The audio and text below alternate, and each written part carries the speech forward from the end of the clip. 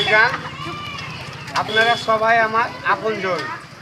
তো এই যে পেছার দিকে একবারই পবিত্র জুম্মার দিনে আজকে সঠিক কথাটা বলছি যে সব জায়গায় মন্দির তৈরি হয়েছে, কত জায়গায় মন্দির তৈরি হয়েছে, আমরা কোনো জায়গায় যাইনি, কেন আমাদের ওই শিক্ষা দেয়নি।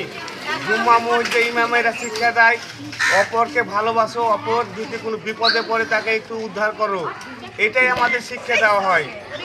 তো আমরা যে আসছি এই পাশে এই হাজার হাজার গ্রামের মধ্যে দেখো 4টে বাড়ি বাঙাল আছে ফুলের মতন, এদের সঙ্গে একদম কত ভাইয়ের ভাইয়ের মতন মেল।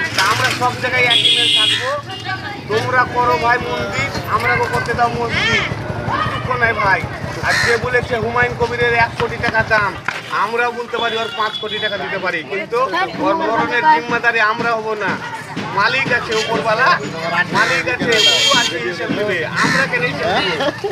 তাই বলছি সামনে 6 তারিখ বেলডাঙ্গা সব আসছেন তো, তুফান যাচ্ছে কিন্তু একদম বেলডাঙ্গা।